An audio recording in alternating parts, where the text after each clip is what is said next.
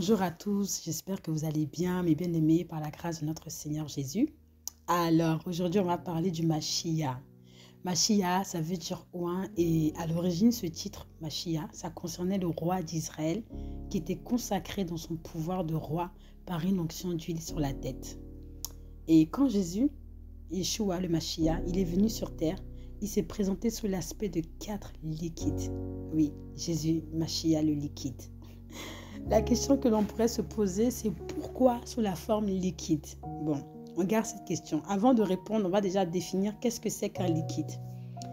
Dans le Larousse, même sur Internet, on peut trouver cette définition. On nous dit qu'un liquide n'a pas de forme propre, mais il s'adapte à la forme du récipient dans lequel il est placé.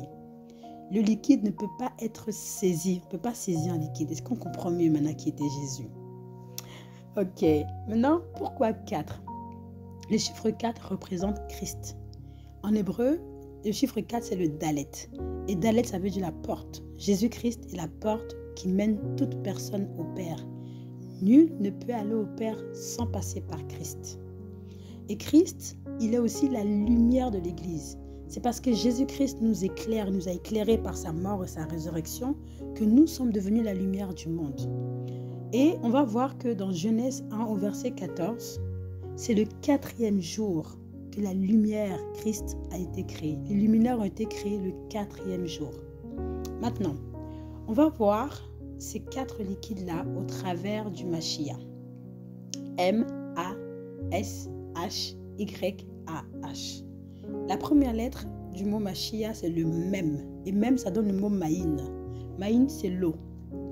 Dans Jean 7 au verset 37, la Bible dit: et le dernier jour, qui est le grand jour de la fête, Jésus se trouvait là et criait, disant: si quelqu'un a soif, qu'il vienne à moi et qu'il boive. Jésus ici est en train de nous dire: je suis l'eau. Celui qui a soif, qu'il vienne à moi. Jésus, Mashiach, le liquide, l'eau. La deuxième lettre, c'est le Shin, qui donne le mot Shemen. Et Shemen, c'est l'huile. On va voir ça dans Lévitique 24, verset 2. Ici, c'est Dieu qui parle à Moïse. Il lui dit: ordonne aux enfants d'Israël de t'apporter pour le chandelier de l'huile pure d'olive concassée afin d'entretenir les lampes continuellement. Même sous l'ancienne alliance, il y avait une préfiguration de Christ. Christ, l'onction, le Saint-Esprit, qui allait permettre à l'Église, les lampes que nous sommes, d'être continuellement allumées. La troisième lettre du mot Mashiach, c'est le Yud, qui donne le mot Yahin. Et Yahin, c'est le vin. Dans Jean 2, verset 1, aux noces de Canaan, on va voir que Jésus-Christ a changé l'eau en vin. En changeant l'eau en vin ici, il montrait ces 2 caractéristiques. Il est à la fois l'eau, il est à la fois le vin.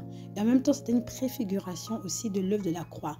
Il allait passer de la vie à la mort, le vin, le sang.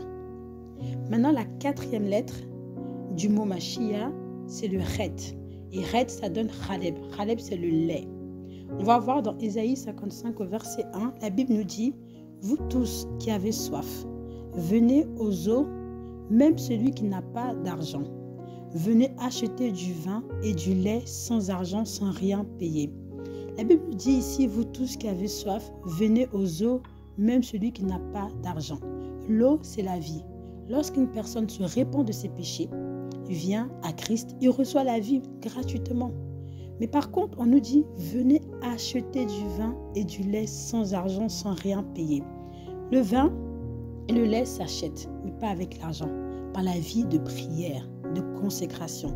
Si on veut être ivre du Saint-Esprit, on doit avoir une vie de consécration et de prière. Si on veut être nourri de la parole, la croissance spirituelle, on doit avoir une vie de consécration, de persévérance. Donc, n'hésitons pas à nous enivrer du vin de l'Esprit. Comme Paul le dit dans Éphésiens 5, verset 18, « Ne vous enivrez pas du vin, c'est de la débauche. Soyez au contraire remplis de l'Esprit. » Le remplissage de l'Esprit fait allusion au vin. On compare souvent le remplissage de l'Esprit au vin. Ça fait le même effet.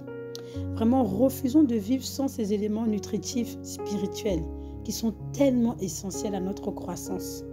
L'eau de la parole, l'huile, l'onction du Saint-Esprit, le vin qui est l'ivresse de l'Esprit, le lait pour notre croissance spirituelle.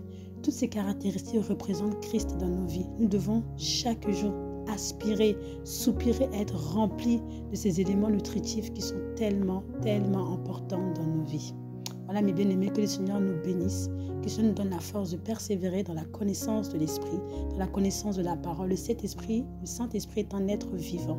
Nous devons être en collaboration avec lui chaque jour, sous l'aspect de l'eau, de l'huile, du vin et du lait. Que Dieu nous bénisse, bien-aimés.